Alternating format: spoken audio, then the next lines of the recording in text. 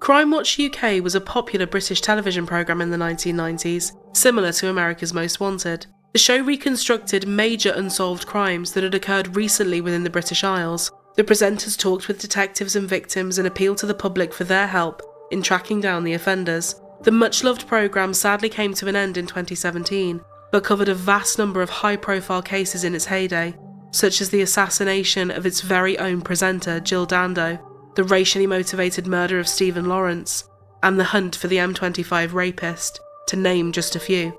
Crime Watch UK also covered many small-town crimes, considered top priority by the authorities due to their extremely disturbing and haunting nature. In February of 1995, one such case portrayed on the show was that of the alleged abduction of a 13-year-old schoolgirl from Cheshire, who told police that she had been kidnapped from a horse's stables where she worked by a man with an infant child in his car.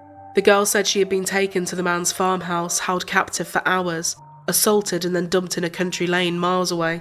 Despite the wealth of details given to the authorities by the victim and the massive publicity created by the Crime Watch appeal, the culprit was never caught. The house was never identified, and the case was never solved. At the time, the public were absolutely horrified by the story, but some locals in the girl's hometown of Wirral, Cheshire, as well as a few of the investigators involved, had had their doubts about some of the details in this harrowing account. Phil Jones, the owner of the Wirral Riding Centre, the place where the victim was allegedly abducted from, told a British newspaper in 2016 her false claims were the talk of the Wirral when it happened. She was a total fantasist. She was seeing a married guy. They used to disappear into the horse box together. I think Sarah concocted the abduction hoax to explain her disappearance over a weekend with him. The case remained stone cold for decades until it was reopened in 2016. However, it wasn't opened back up due to new evidence or the startling discovery of a fresh clue. The decades-old case was now being reopened because the victim at the centre of this 1995 incident, Sarah Williams, now 35 years old, had just plotted and committed a murder so horrendous it would be described as an orgy of violence countless times in the national media and demonic savagery by the police. The victim was a beloved 60-year-old mother of two, Sadie Hartley, and the killing was just as shocking in its brutality as it was for its cold, business-like planning. Sadie, a successful communications director, had been ambushed in her home by self-professed she-devil Sarah Williams and her 52-year-old accomplice Katrina Walsh. Sadie was electrocuted with a stun gun normally used for animals, and then lay stunned and helpless on the hallway floor as she was stabbed 41 times in the face and neck. The apparent motive behind the killing was Sarah's obsessive jealousy and a warped idea of love that the killer had harboured since her early teenage years, and the appearance on Crime Watch all those years before. This is a Truly Criminal podcast exclusive. This is the case of the killing of Sadie Hartley. Sadie Hartley was born Sadie Catherine Cook in Newark, Nottinghamshire in 1955 to a long-distance lorry driver Ronald and housewife Olive. One of 7 children, Sadie's upbringing was a tough one. Money was tight and the close-knit family often struggled to make ends meet. However, what the Cook family might have lacked in financial wealth, they more than made up for in warmth, love and support. Graham Cook, Sadie's oldest brother, said that all 7 siblings had very happy memories of early childhood, growing up in a working-class neighbourhood, playing with other kids out on the street and taking day trips to the beach. Wanting the best for their children, Roland and Olive instilled in them the importance of hard work, ambition and education. It was that dedicated outlook that Sadie held on to for the rest of her life, helping her to accomplish many great things, and a kind of wealth she could only have dreamed of growing up. The blonde and smiley Sadie was popular in her teens and enjoyed socialising, but more than anything else, she had a passion for learning. She attended the local grammar school and achieved highly in all of her classes. In her free time, she devoured books of all genres, but took a keen interest in biology. It came as no surprise to her family that when she was accepted into Brighton University, she decided to take a degree in biological sciences.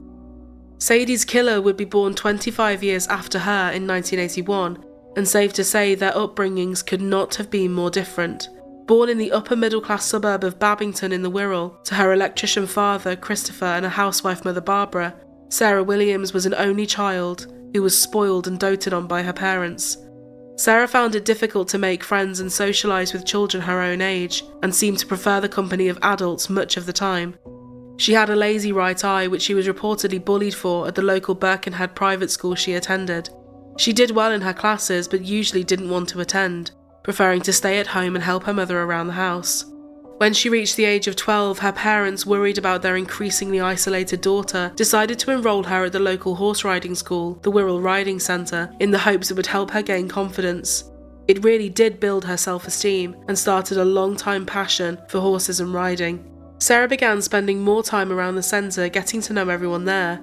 She began to live and breathe it, wanting to do little else apart from be there. A student who attended the same secondary school as Sarah told a newspaper decades later she just seemed interested in her horses and that was it. It was whilst helping out at the stables one day in January of that year that the 13-year-old Sarah disappeared without a trace for a whole afternoon, only to be discovered walking barefoot along a country lane 4 hours later, and over 40 miles away. She told her frantic parents that she had been abducted by a man who had been pretending to fix his car outside the stables. As she rode past the car on her bicycle, she was grabbed and thrown into the boot of the vehicle and driven to a farmhouse where she was held captive and assaulted in the bedroom. She described the vehicle, the house, the kitchen worktops, the bedroom, and a child's stairgate at the top of the stairs, as well as the man's appearance. But the case oddly went cold. It is still unknown whether or not the incident was a complete fabrication created by Sarah to conceal her real whereabouts that day, as suspected by many people in the Wirral area and some detectives. But what they believe is an undoubtable fact is that something really did happen to the 13-year-old in those days while she was working at the stables, and that incident, whatever it was, very likely twisted her views on sex, love, and relationships permanently. After her segment on Crime Watch, the bullying and teasing she had endured for the last year or so eased, and one student said after what happened with the abduction, everybody felt really sorry for her. Sarah refused to talk about the abduction and withdrew further into herself at school, still not really fitting in with her own age group. When she was in the 6th form, aged just 17, a number of people around the Wirral stables and in her hometown began to notice Sarah spending a lot of time with a much older married man, a man who, coincidentally or not, matched the description of the suspect Sarah had informed the authorities had assaulted her 4 years previously. The man's name was David Hardwick. He was a multi-millionaire boss of a successful heating company. He called her his princess and said the pair of them bonded over their love of horses. He also admitted that he was in his late 50s by the time the affair with the 17-year-old became sexual. He spent thousands of pounds on Sarah, flying her around the world for luxurious holidays in faraway destinations, sometimes as many as 12 a year. When Sarah left school and started a job selling personal insurance, David also began giving her a £320 allowance a week to boost her income. By all accounts, Sarah was completely infatuated with him, although she would often get angry because he wouldn't leave his wife Rowena for her. She flew into rages that people said could only be calmed by cash, intimacy and gifts. Later, the millionaire would even gift Sarah over £75,000 so she could buy her own house in Chester. He didn't want her to leave, he wanted her to stay around and be his mistress. At the same time Sarah was living the high life with David, Sadie had her nose to the proverbial grindstone. She spent most of her free time studying, acing her university exams, and never one for resting on her laurels. She joined a pharmaceutical company soon after graduating and became extremely popular in the firm for her diligence, kindness and professionalism. Sadie's main work for the company focused on creating drugs to help those suffering with serious blood illnesses. It was whilst working there that Sadie met kindred spirit Julie Taylor, and the two of them quickly became best friends and later business partners. Julie said, "I know so many friends who had looked up to Sadie, what she'd achieved in her life. Just genuinely, I did not know anybody who didn't like her. She was just an inspiration. Most people who work in the pharmaceutical industry have a passion for it. Sadie had a drive for it. She had a desire to make the world a better place. She was a true inspiration." Julie wasn't the only important person Sadie met at this time in her life. She also met and fell in love with advertising director Gary Hartley, and the two were married in 1981. 10 years later, they welcomed their first child, a son, Harry, and a daughter, Charlotte, followed soon after. Although it quickly became apparent that even childbirth couldn't seem to slow the new mother down. Unfortunately, Sadie and her husband's marriage wasn't to last, and after growing apart, the pair mutually decided to divorce, but remained lifelong friends, sharing in the raising of their children and supporting each other whenever they could. Unperturbed by the turmoil in her private life, Sadie did what she always did. She threw herself into work, and this time she invited Julie along for the ride.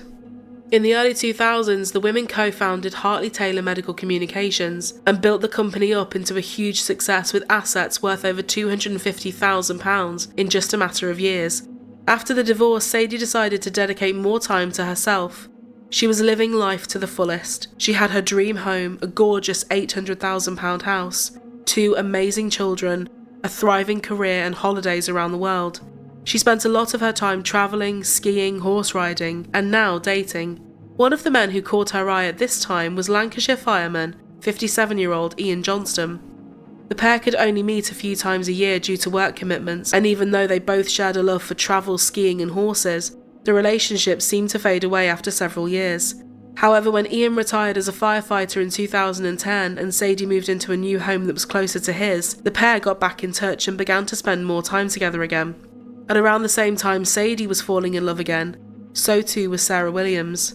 In 2010, Sarah had started working as a customer sales advisor for a travel agency, and it was whilst working there that she decided to start taking skiing lessons with a married Thai martial arts and ski instructor, Somapat Sitiwatjana, also known as Master A.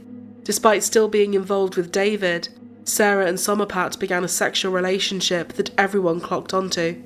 However, Somapat quickly began to notice that perhaps everything wasn't all that it seemed with Sarah. She was becoming increasingly possessive and was texting and calling him an excessive number of times whenever he wasn't with her. She would tell other members of staff that she and Somapat were destined to be together, and the only thing stopping them from being happy was the ski instructor's wife and kids. Just as they had during her secondary school years, people began to tease Sarah and call her names like Sarah the Crank and the Bunny Boiler behind her back. Kerry Williams, a co-worker, said, "There was a time when we were at my house and Sarah was talking about Master A, who was the topic of most conversations. She said, 'Oh, I just need to get rid of her now,' referring to his wife. As I told Sarah quite often, I said, 'You can't do things like that.' Sarah was besotted with Master A, that Master A was leaving his wife and they would be getting together and having children.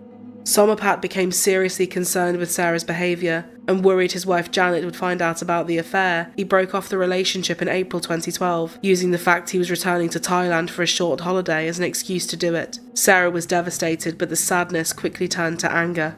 She slashed all the tyres on his car, while her best friend from the stables, 52-year-old Katrina Walsh, poured foam into the exhaust. But these acts of vandalism weren't enough for Sarah. She wanted to destroy him, to make him really suffer, and Sarah knew exactly when to do it. She waited for him to leave the country for Thailand in May, and then went to his house to confront his wife Janet. On the front doorstep, Sarah waved around an ultrasound scan of a baby that she had borrowed from a pregnant friend, insisting that it was hers and Somapat's. When the dramatic encounter didn't play out the way Sarah had hoped, she decided to pen a nasty letter. It stated, "Dear Janet, I think you should know about the sort of scumbag you are married to. A liar, cheat, and a total bastard." The letter ended with a threat. I told him to stop it. I warned him I would blow him out of the water if he continued. Now it's time for him to pay the price. Not content with just sending the letter, Sarah also began to stalk Janet, parking across the street in her car and watching the house all hours of the day and night, and bombarding her with countless text messages. It all became so bad that a few months later, Janet and Somapat reported Sarah to the police and she was given a warning. Unfortunately, more serious action wasn't taken against her and she remained free. She started another affair with another ski instructor named Andy Paul. Sarah would end this affair herself when she grew bored and met a new ski instructor, an ex-fireman, a man by the name of Ian Johnston. The pair began flirting and sexting straight away, and things between them escalated even quicker when she turned up at his front door one day, provocatively dressed in red high heels and a short skirt. Sarah sent a text message to her best friend Katrina saying, "Fireman is just totally awesome. I'm hook, line and sinker." In another message she said, "The fireman has feelings for the golden-haired, brilliantly creative and creatively brilliant she-devil. I'm screaming at a pitch where only dogs and bats can hear me." Of all the love affairs that Sarah had partaken in, it was this affair with Ian Johnston that would finally push her over the edge.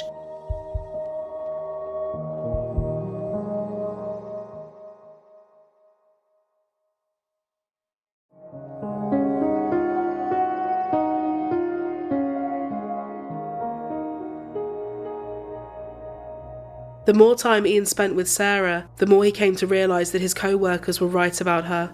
There was something very, very wrong with her. She was becoming more obsessive, possessive and jealous with each passing day.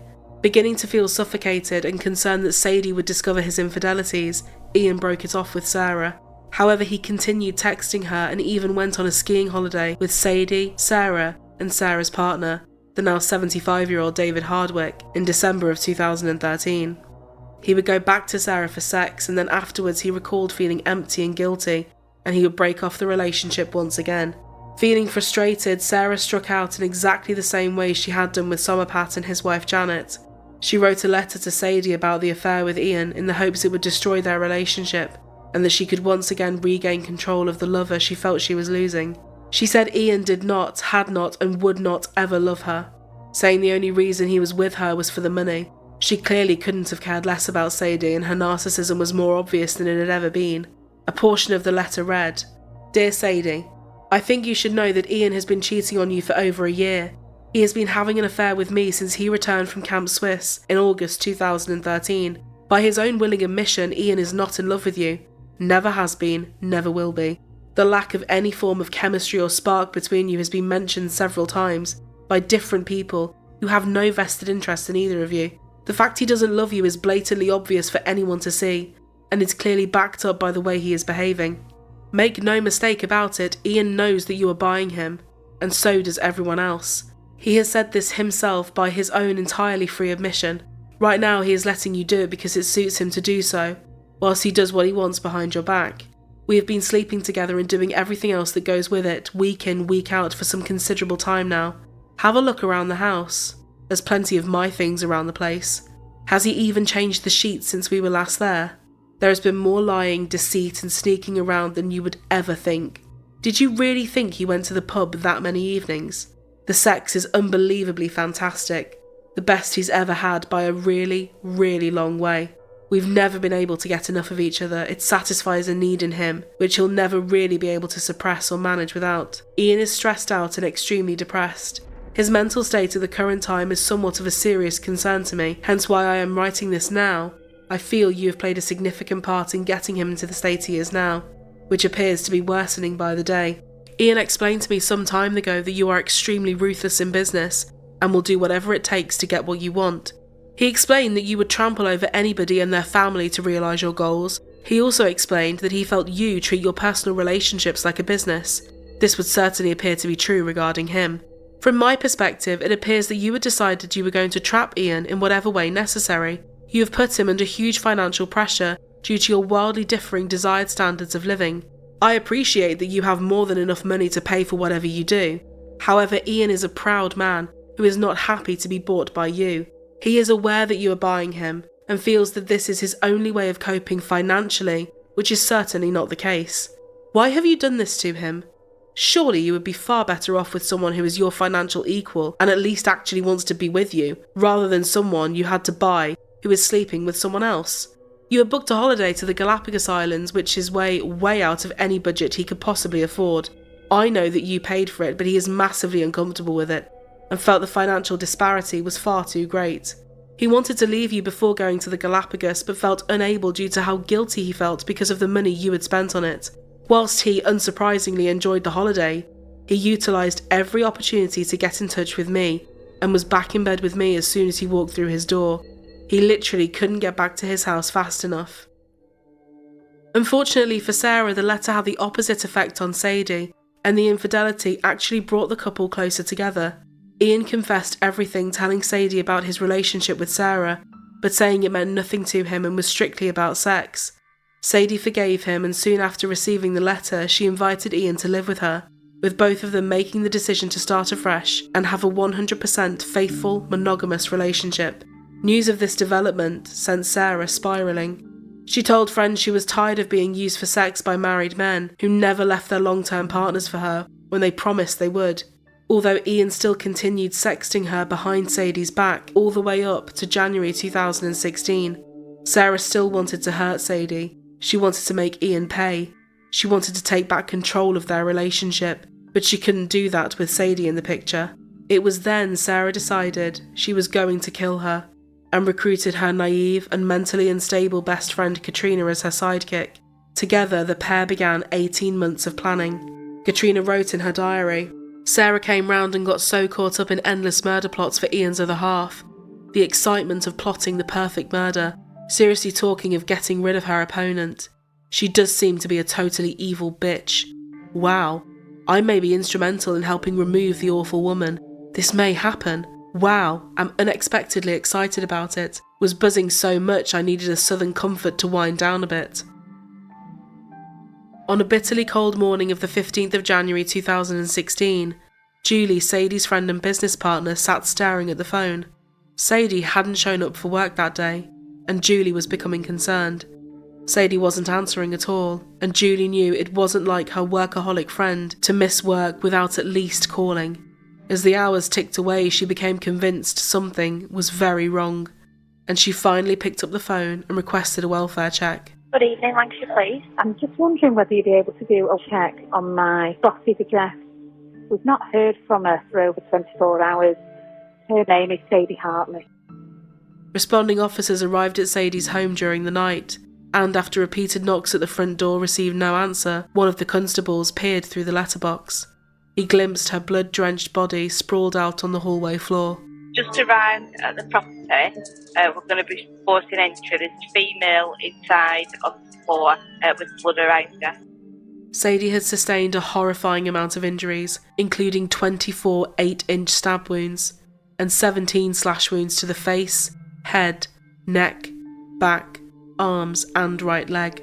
The coroner, Dr. Lum, later testified that he believed a stun gun had been used, with it being pushed against the left temple of Sadie's skull, incapacitating her, but the body still showed signs that Sadie had bravely fought for her life and tried to defend herself. Sadie's daughter Charlotte was in Hawaii at the time. At 4 a.m. she got a phone call. She said, "I'd just got engaged about 3 days before I got the call. I went from an incredible high to an incredible low. It was just indescribable.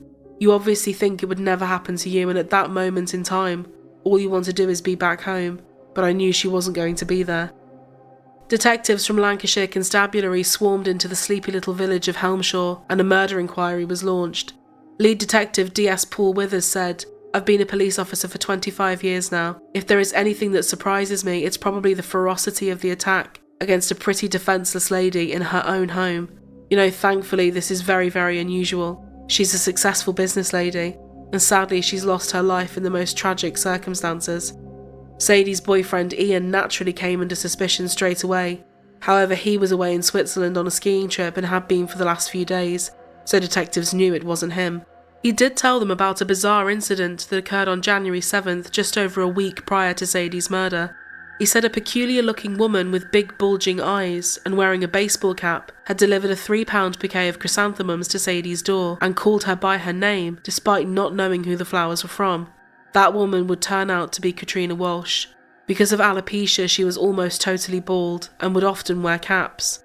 Spooked by the encounter, Sadie texted Ian straight away. "A woman has just this minute turned up at the door with a bunch of chrysanthemums, but didn't know who they are from." "Not me," Ian replied. Sadie wrote, "She knew my name. That's a bit worrying when I'm here on my own. No label or anything on them, and late at night." Detectives ran with this lead and began collecting and reviewing CCTV taken from around Sadie's house on the day she was murdered, and on the day the flowers were delivered.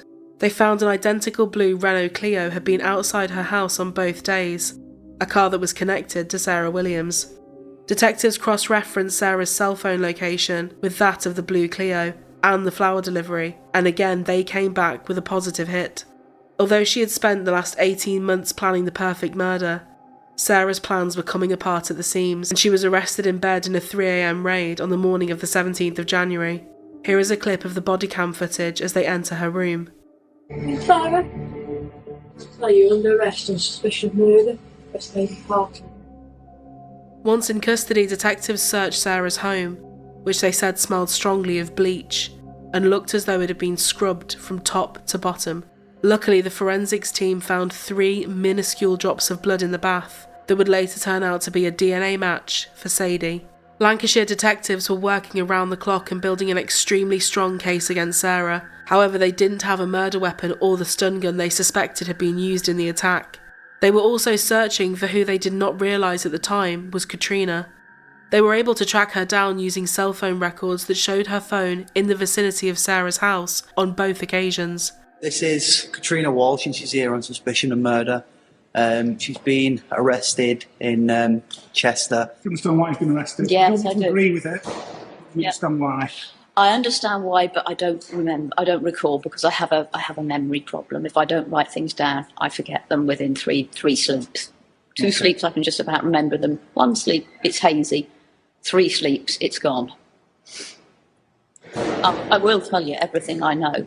Not yet. Right. I won't be asking you any questions in relation to this matter at the desk. Right, It's my job as custody sergeant to look after you and your welfare and make sure you're treated properly. I'm not part of the investigation itself. Do you understand that? So if at some point you want me to notify someone you're here, I will do that for you. Out of this Well, you better tell David. Who's David? David's who I've been staying with, because he'll be expecting me back. Okay. Is David a partner or just a friend? He's a partner of Sarah.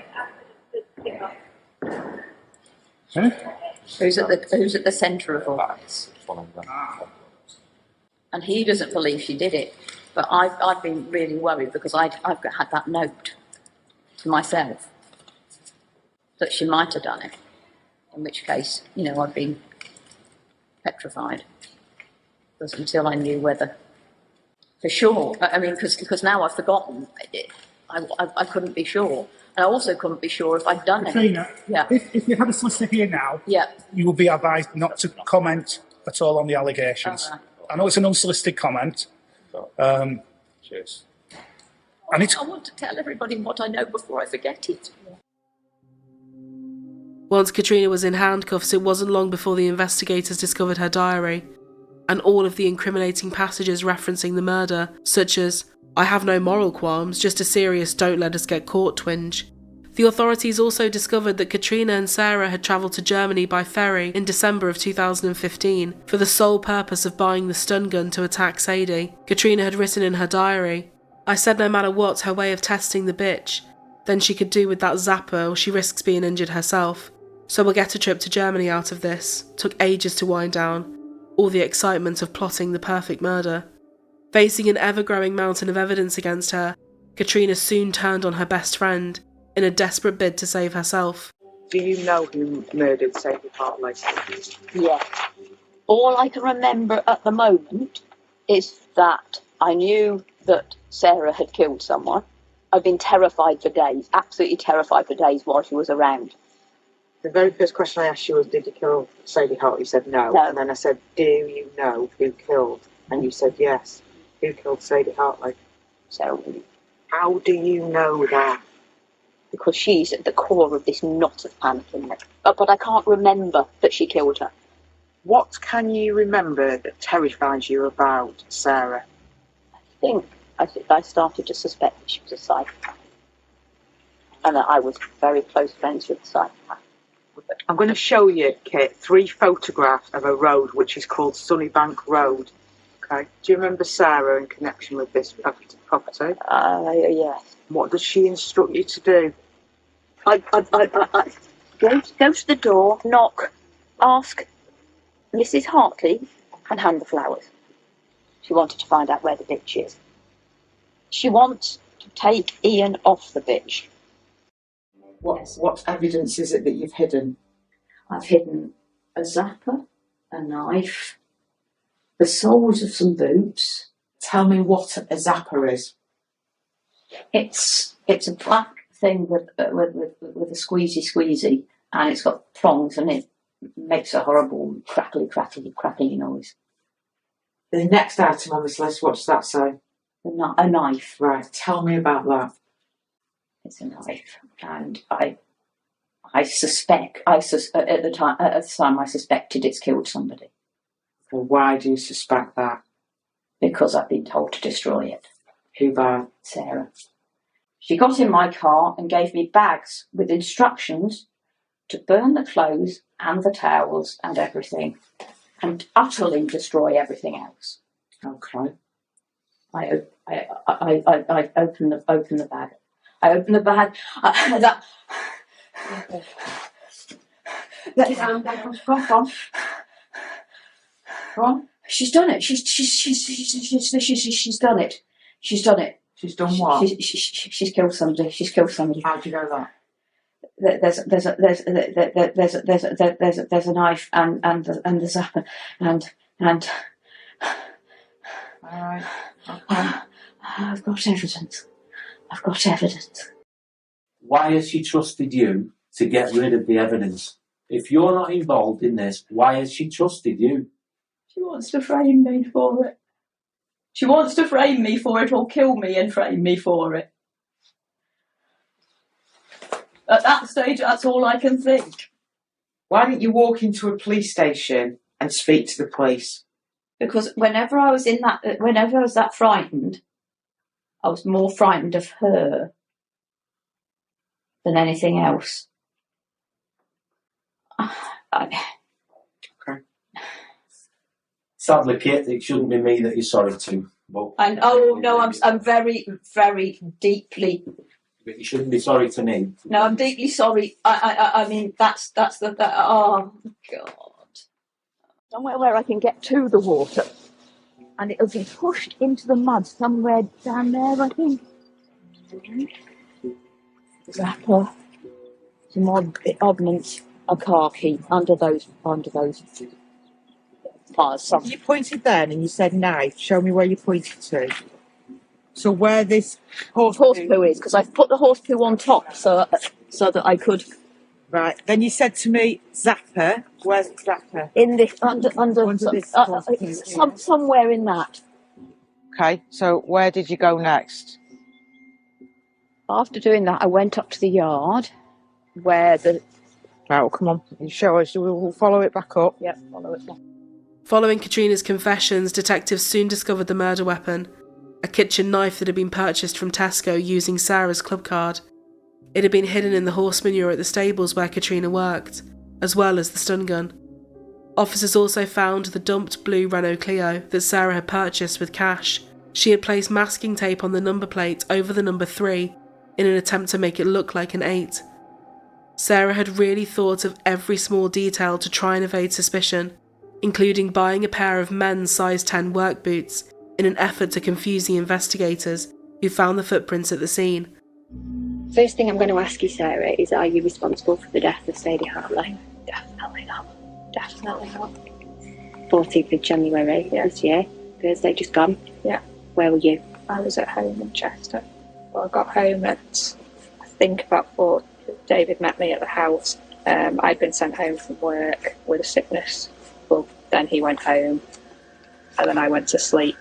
I woke up the first time at maybe 9ish, but that was the dog that woke me up barking.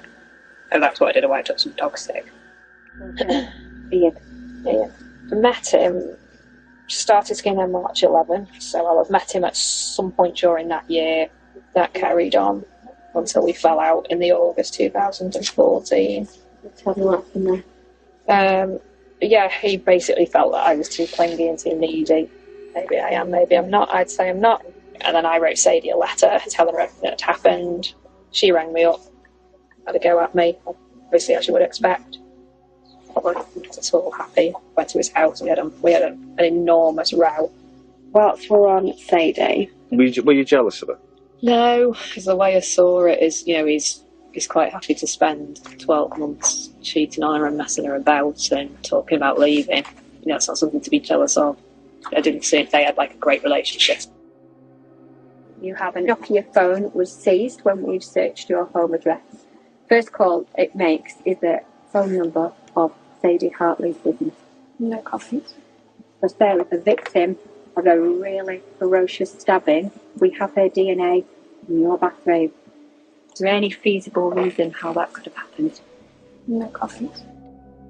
Okay, Sarah, CPS have authorised us to charge you. So I am charging you with the offence of murder. That on the 14th of January 2016 at Helmshire, you murdered Sadie Hartley, contrary to common law. You do not have to say anything, but it may harm your defence if you do not mention now something which you later rely on in court. Anything you do say may be given in evidence. You are charged that on the 14th of January 2016 at Helmshire, murdered Sadie Hartley, contrary to common law? No, it didn't. It didn't. You don't need to make replies. Katrina, do you want to make any reply to that charge? No, you don't need to make. In late January, both Sarah Williams and Katrina Walsh were charged with murder at Blackburn Magistrates Court. The trial got underway a few months later at Preston Crown Court. Presiding Judge Mr Justice Turner, evidently disgusted by the case, stated that Sadie was slaughtered like an animal, adding it was an act more closely redolent of a clinical assassination than a personal killing. But let no one make the mistake of thinking that this was a crime of passion. It was a crime of obsession, of arrogance, of barbarity. But above all, it was a crime of pure evil. And over that period of 18 months of scheming, you found in Katrina Walsh both a fellow spirit, an enthusiastic participant. It only took the jurors 7 hours to reach a unanimous verdict of guilty, and both Sarah Williams and Katrina Walsh were sentenced to life in prison. Sarah reacted indifferently to the sentence. Earlier today, Sarah Williams and Katrina Walsh have been convicted of the brutal and senseless murder of Sadie Hartley at her home address in Helmshaw on the evening of the 14th of January. Albeit Williams may have been the one that wielded the knife on this evening, there can be no doubt that Katrina Walsh was also heavily involved in this dreadful, dreadful crime. Ian said, "I was foolish, I was unwittingly naive. There's obviously responsibility because in its simplest terms, if I'd never met Sarah Williams, she wouldn't have been put in this position, where she's gone ahead and murdered Sadie. I'll never know what her motivation for that is. For me to carry some form of guilt for her responsibility, I just find is, especially when proven that I've never, since the letter, ever met her, phone called, planned, but been foolish to send and respond to some texts, is harsh from that. I absolutely wish I'd never, ever met her." Ian spoke to the press after the verdict. At the time he was deeply unhappy as he had just learned that during the trial, he had been cut out of Sadie's will and had been made homeless, due to Sadie's family and friends blaming him for causing her death by his continued infidelities. He told journalists there's been absolutely no contact with Sadie's family from the minute they found out she was dead. "I found out I'm not in the will when the juror asked the question, was I in the will? I've lost everything, can you imagine? This 8 months has just been the most horrendous, when you just get a kicking every day, and I want the kicking to stop now. I know it won't for a while, and if anybody wants to blame that on a few ridiculous bloody texts, then it's just outrageous. There was nothing I could do to foresee or stop this. I wasn't culpable in the death of Sadie." This case is a deeply shocking and disturbing one.